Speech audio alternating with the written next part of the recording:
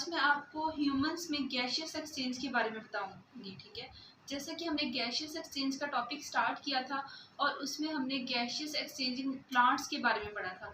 और आज का हमारा टॉपिक है गैशियस एक्सचेंज इन ह्यूमंस, कि ह्यूमंस में गैसेस का एक्सचेंज कैसे होगा, वो कौन से स्ट्रक्चर्स हैं, वो कौन सा प्रोसेस है और वो कौन से रीजन्स आ जाएंगे ह्यूमंस की बॉडी के अंदर जहाँ पे गैशियस एक्सचेंज होगा। ठीक है, तो इसमें हम मेन 2 चीज़ें पढ़ेंगे। फर्स्ट वन जो है वो क्या है, एयर पैसेज वे, एयर का पाथवे क्या होगा। ठीक है, पूरा उसका पाथवे बताएंगे कि यहाँ से एयर इंटर होगी और इस रीजन पे जाएगी।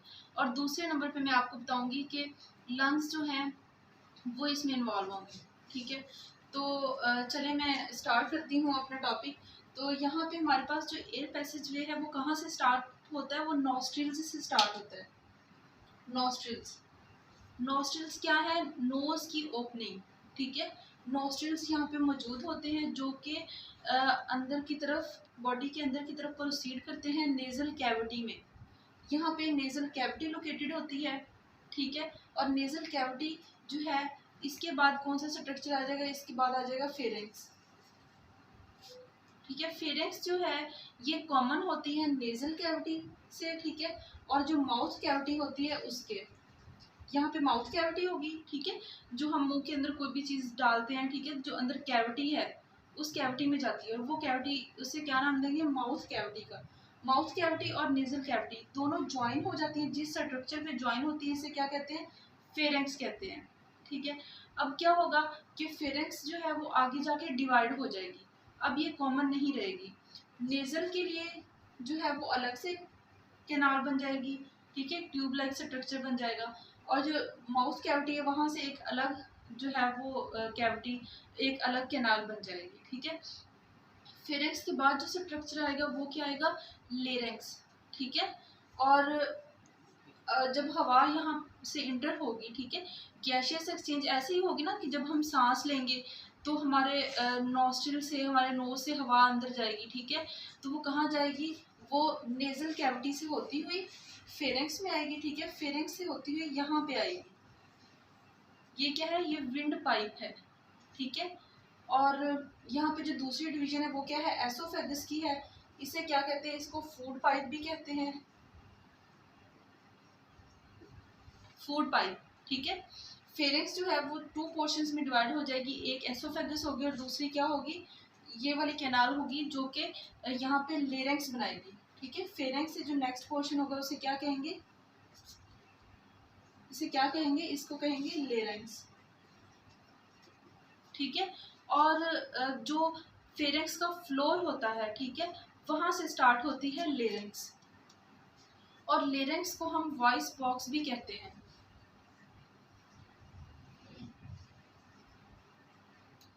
वॉइस बॉक्स का मतलब क्या है कि जो साउंड प्रोड्यूस होती है जब हम बोलते हैं, ठीक है, तो जो साउंड प्रोड्यूस होती है वो किसकी वजह से होती है, वो लेरेंक्स की वजह से होती है। लेरेंक्स की वजह से क्यों होती है, क्योंकि सपोज ये लेरेंक्स है तो इसमें 2 पेयर होते हैं बैंड्स के, स्ट्रेच हुए बैंड्स होते हैं इसमें। ठीक है, वो स्ट्रेच हुए होते हैं और उनके स्ट्रेच होने की वजह से जब यहाँ से हवा गुजरती है तो इनमें वाइब्रेशन होती है। ठीक है, ये वाइब्रेट करते हैं और इनकी वाइब्रेशन की वजह से साउंड प्रोड्यूस होती है। तो इसीलिए हम कहते हैं कि लेरेंक्स क्या है, ये वॉइस बॉक्स है, साउंड प्रोडक्शन के लिए बहुत ही इम्पोर्टेंट है। ये ह्यूमंस के अंदर पाया जाता है। ठीक है, बाकी एनिमल्स में नहीं होता। बाकी एनिमल्स में इस जैसा ही एक और स्ट्रक्चर होता है, जैसे कि जो बर्ड्स हैं उनमें सेरेंक्स होता है, लेकिन वो हमारी तरह अलग अलग अल्फाज जो है वो नहीं बोल सकते।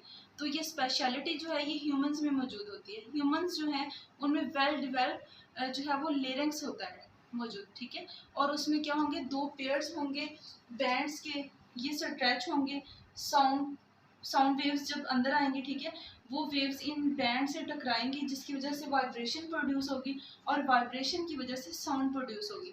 और साउंड प्रोड्यूस करते हुए सिर्फ लेरेंक्स ही रोल प्ले नहीं करता, बल्कि हमारे लिप्स, ठीक है, हमारी टंग और चीक्स, ये सारी चीज़ें जो है कोऑर्डिनेट कर रही होती हैं साउंड प्रोडक्शन के लिए।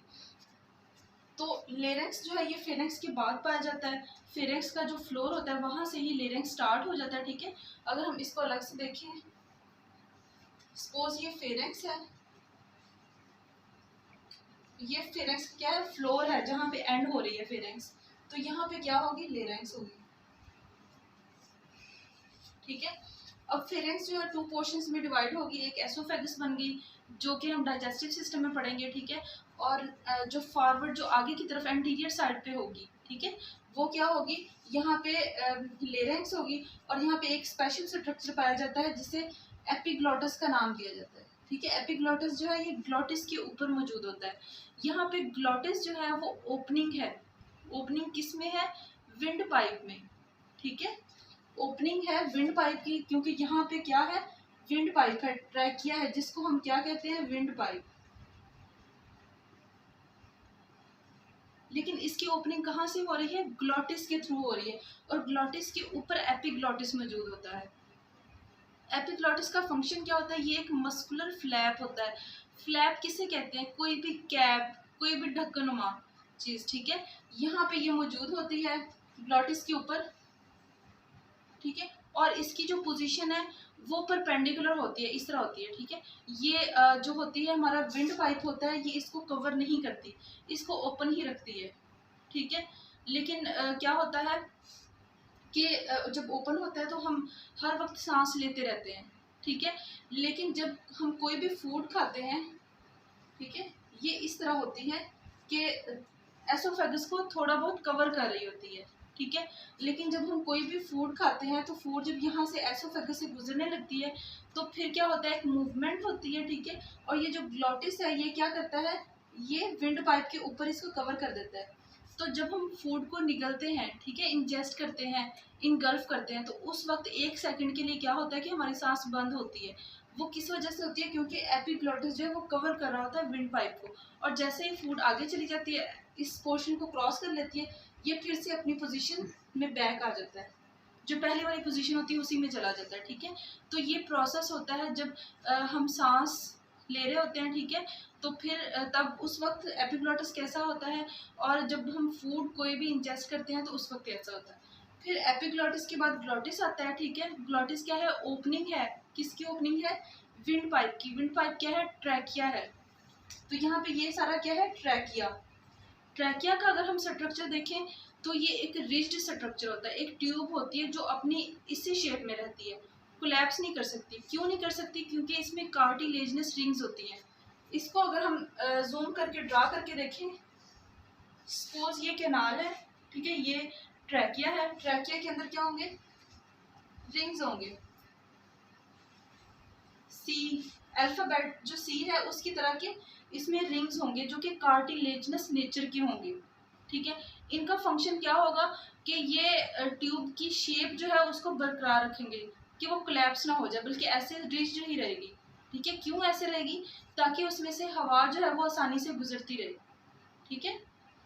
अगर हम एसोफेगस की बात करें, एसोफेगस बिल्कुल कोलैप्स होती है, जब फूड उसके अंदर जाती है तो वो खुलती जाती है, फिर ऊपर से बंद होती जाती है, फूड नीचे चली जाती है। लेकिन इसके कंपैरिजन में जो ट्रैकिया है ये ऑपोजिट है, ये हमेशा खुली रहती है, ठीक है, ताकि उसमें से हवा आसानी से गुजर सके। फिर उसके बाद क्या है कि चेस्ट जो रीजन होता है, चेस्ट रीजन में आके जो ट्रैकिया होती है वो डिवाइड हो जाती है, ठीक है। डिवाइड होके क्या बनाती है, ब्रोंकाई, 2 ब्रोंकाई। ट्रैकिया डिवाइड हो जाएगी, 2 ब्रोंकाई बना देगी, ठीक है। अगर हम इसको सिंगुलर बोलें, एक ब्रोंकाई को अगर हम बोलें तो उसे हम ब्रोंकस कहेंगे, ठीक है। 2 क्या है, ब्रोंकाई है। ब्रोंकाई फिर आगे डिवाइड हो जाएंगे, ठीक है, नेक्स्ट डिवाइड होते जाएंगे। इसकी जो डिवीजन होगी उसको क्या कहेंगे, ब्रोंक्यूल्स कहेंगे, ब्रोंक्यूल्स। फिर नेक्स्ट क्या होगा कि ब्रोंक्यूल्स डिवाइड करेंगे, उनकी फर्दर डिवीजन होगी, ठीक है, और वो क्या बना देंगे, एल्वियोलाई बना देंगे। एट द एंड जब उनकी बहुत सारी आगे से डिवीजन और डिवीजन हो जाएंगे, ठीक है, तो क्या बना देंगे, एल्वियोलाई बना देंगे। और एल्वियोलाई वो पोर्शन होगा जहाँ पे गैसियस एक्सचेंज होगी, ठीक है। जो ब्लड होगा ह्यूमंस के अंदर, जो ब्लड होगा उस ब्लड के अंदर जो गैसेस होंगी उनका तबादला, उनकी एक्सचेंज जो है वो इस लेवल पे आके होगी, एल्वियोलाई के लेवल पे आके होगी, ठीक है। ये सारा जो था ये हमने पाथवे देखा कि एयर जो है वो कैसे कैसे ट्रेवल करके कौन कौन सा पाथवे अप्लाई करती है एक्सचेंज होने के लिए, गैसेस एक्सचेंज करने के लिए। ठीक है, तो नॉस्ट्रिल से अंदर इंटर होगी, ठीक है, नेजल कैविटी में आएगी, और नेजल कैविटी में जो है क्योंकि नॉस्ट्रिल्स दो होते हैं, ठीक है, उन दोनों के दरमियान में एक वाल लाइक पार्टीशन होती है, और इसके अलावा नेजल कैविटी के अंदर हेयर्स मौजूद होते हैं। ठीक है, उन हेयर्स का क्या फंक्शन होता है कि जो भी एयर अंदर इंटर हो रही होती है, जो भी उस एयर के अंदर डस्ट पार्टिकल्स होते हैं उनको ट्रैप कर लेते हैं हेयर्स। ठीक है, ताकि जो अंदर जा रही है हवा वो प्योर होके जा सके, उसमें कोई डस्ट पार्टिकल ना जा सके। इसके अलावा इसमें म्यूकस भी होती है नेजल कैविटी में। ठीक है, म्यूकस क्या करती है, एयर को वार्म करती है। ठीक है, गर्म हवा को गर्म कर देती है ताकि जब वो बॉडी के अंदर जाए तो उसका टेम्परेचर जो है वो बॉडी के टेम्परेचर से मैच हो सके। ठीक है, फिर यहाँ से एयर कहाँ जाएगी, फेरेंक्स में आएगी, जो कि कॉमन होगी माउथ कैविटी और नेजल कैविटी की। ठीक है, यहाँ पे आने के बाद आगे फेरेंक्स से नेक्स्ट क्या आएगा, लेरेंक्स आएगा। ठीक है, लेरेंक्स क्या होता है, वॉइस बॉक्स होता है। ठीक है, और इसके बारे में मैंने आपको बताया कि इसमें क्या होती है, बैंड्स होते हैं, वाइब्रेशन होती है और साउंड प्रोड्यूस होती है। फिर नेक्स्ट यहाँ पे ग्लॉटिस होता है, ग्लॉटिस की जो फ्लैप होता है, मस्कुलर फ्लैप जो होता है वो क्या होता है, एपिग्लॉटिस होता है। और ये फंक्शन कैसे करता है ये मैंने आपको बताया। फिर नेक्स्ट क्या होता है, इसमें ट्रैकिया आ जाता है जिसे विंड पाइप कहते हैं। ठीक है, विंड पाइप किसे, जहाँ से हवा गुजरती है। इसका स्ट्रक्चर कैसा होता है, इसमें रिंग्स मौजूद होते हैं। ठीक है, फिर नेक्स्ट क्या होता है कि ट्रैकिया डिवाइड होकर दो ब्रोंकाई बना देता है, और ब्रोंकाई आगे नेक्स्ट डिवाइड होकर ब्रोंक्यूल्स बनाते हैं। फिर नेक्स्ट डिवीजन होती रहती है, और एट दी एंड जो स्ट्रक्चर बनता है वो क्या है, एल्वियोलाई। और एल्वियोलाई जो है ये गैसियस एक्सचेंज में रोल प्ले कर रहा होता है। एल्वियोलाई के स्ट्रक्चर को अगर हम जूम करके देखें, ठीक है, तो ये हमें ऐसा नजर आ रहा होता है। एल्वियोलर डक्ट्स होते हैं। ठीक है, एल्वियोलर डक्ट से आगे जो है वो सैक लाइक स्ट्रक्चर बने हुए होते हैं जिनको एल्वियोलाई कहते हैं। अब यहाँ पे गैसियस एक्सचेंज कैसे होगा कि अगर हम हार्ट का स्ट्रक्चर पढ़ें तो हार्ट से एक आर्टरी आ रही होती है। ठीक है, जिसका नाम क्या है, पल्मोनरी आर्टरी।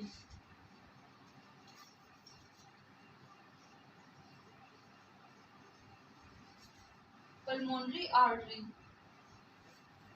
ये जो पल्मोनरी आर्टरी है ये हार्ट से डीऑक्सीजनेटेड ब्लड लेके आ रही होती है। कौन सा, डी ऑक्सीजनेटेड।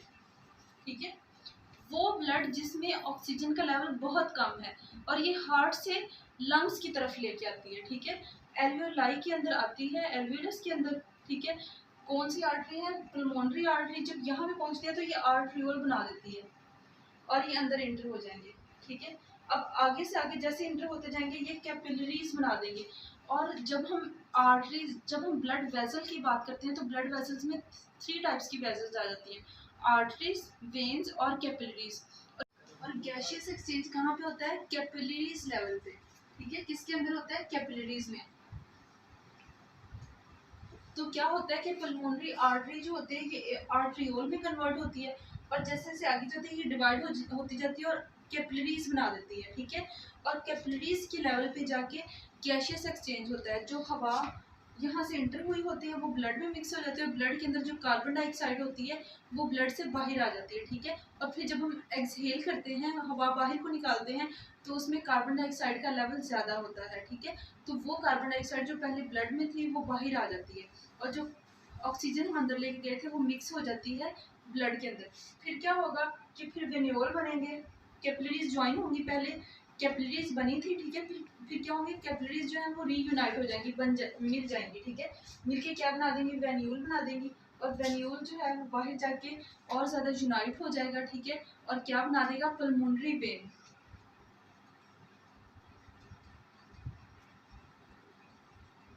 अब पल्मोनरी वेन जो है इसमें क्या होता है कि इसमें ऑक्सीजनेटेड ब्लड होता है। ठीक है, और फिर ये हार्ट की तरफ लेके जाएगा, और फिर हार्ट जो है वो पूरी बॉडी को ऑक्सीजनेटेड ब्लड जो है वो प्रोवाइड करेगा। ठीक है, तो ये थोड़ा सा मैकेनिज्म मैंने आपको बताया है कि गैसियस एक्सचेंज किस तरह से होती है, और मेन इसका स्ट्रक्चर बताया है। और यहाँ पे ये जो एल्वियोलाई स्ट्रक्चर है, ठीक है, ये काफ़ी सारे मिलके चेस्ट की दोनों साइड्स पे लंग्स बना रहे होते हैं। ठीक है, और यहाँ पे हम लंग्स का स्ट्रक्चर भी देखते हैं, ठीक है। तो यहाँ पे आपको देखने से भी लग रहा होगा कि जो राइट साइड वाला है वो ज़्यादा लार्जर इन साइज है, ठीक है, ज़्यादा बड़ा है क्योंकि इसमें 3 लोब्स होती हैं। और जो है लेफ्ट साइड पे वो कैसा है, वो थोड़ा स्मॉलर है।